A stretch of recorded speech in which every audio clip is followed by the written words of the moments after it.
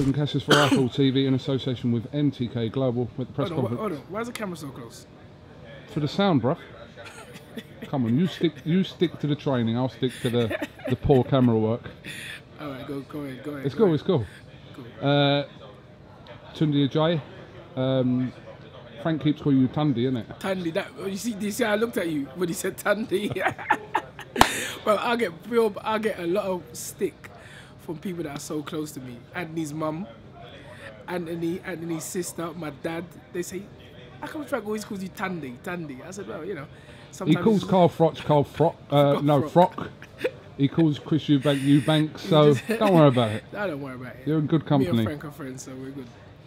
So, let's jump straight to it. Yes. Eddie Hearn says that if your fighter doesn't fight Jose Burton, he's ducking him. Response, Mr. Ajayi?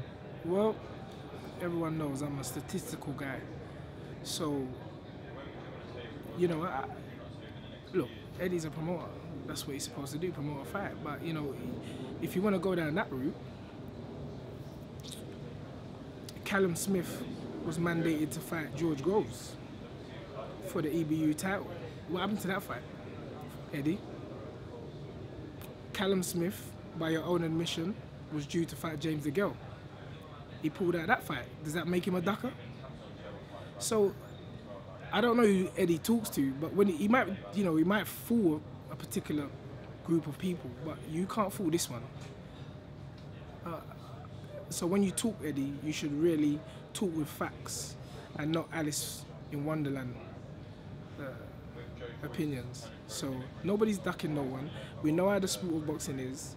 We know that in Prince Nazim's 12th fight, he won the EU title, the European title. We know it went, I think it was Belcastro, yeah, you know, in Sheffield Ponds, and it went the distance. Anthony Yard in his 11th fight, one quicker than Naz, wins the European title and stops a guy in less than 3 minutes. So I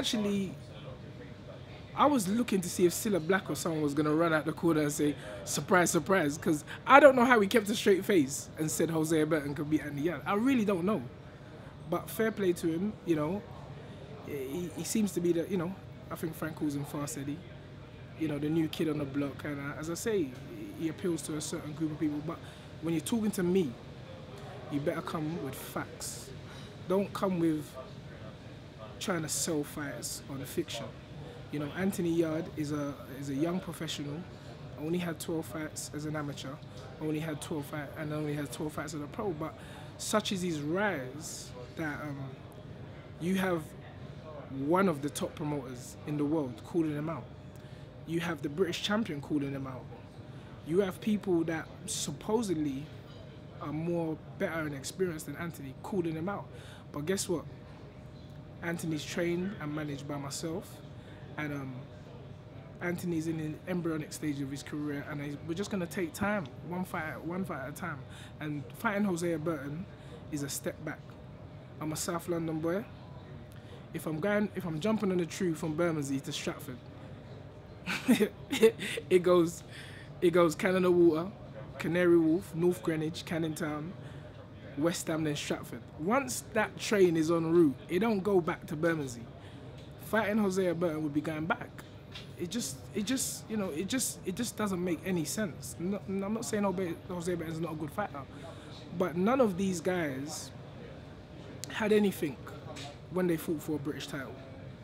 Jose Burton didn't have no belt when he fought for a British title. Callum Johnson, before he won the Commonwealth the other day, didn't have a belt.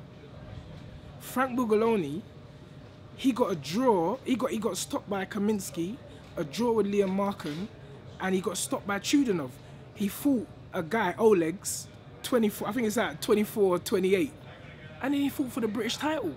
So how do you want us, who have 2 belts, a Southern Area and a WBO European and a world ranking, to fight somebody who Frank Bugaloni knocked out?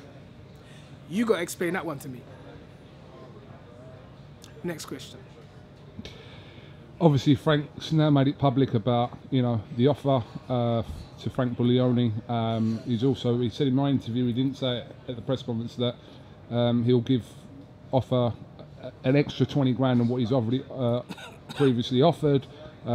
in a bid to try and secure this fight. But are you hopeful? Are you That's Andy, innit? Yeah, you know. I can tell. You know. Are you confident that this fight can happen, like sooner rather than later? Well, let me state this publicly.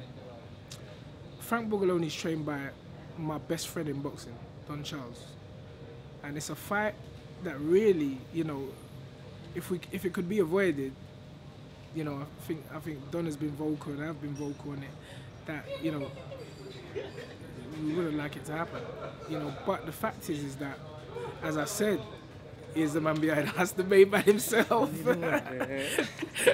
This is a deep conversation until you walked in. Listen, as I said, we was on the route to Stratford. Myself and Andy was en route to Stratford from Bermondsey. Somewhere along the way, whether it be Canning Town, North Greenwich, West Ham, Frank Bugaloni just called us out. I'm like, why are you calling us out for? Like, firstly, you're with my best friend in boxing, so that doesn't even make sense. But since you continue to call us out, and I said, I quote, the 21st of May, you sent a tweet that said, Team Wise Guy are always ready, and if Anthony Yard wants his shot at the British title after I've beaten Ricky Summers, he can have it. That's what Frank said, not me, not Anthony. So I'm like, I spoke to Don, I'm like, Don, bruv. I swear, I said bruv there, that doesn't. But I was like, Don, how comes this guy keeps on texting, like tweeting and doing the social media stuff? And Don said, oh, don't worry about that, you know, like, don't worry about that. And I was like, I was cool like that. And then we fought, and then he done it again. So I'm like, it's obvious this boy wants to fight. So if me and Don have to put our friendship aside for, it could be 36 minutes, but it could be less than 3 minutes, then, you know, why not give the fans what they want?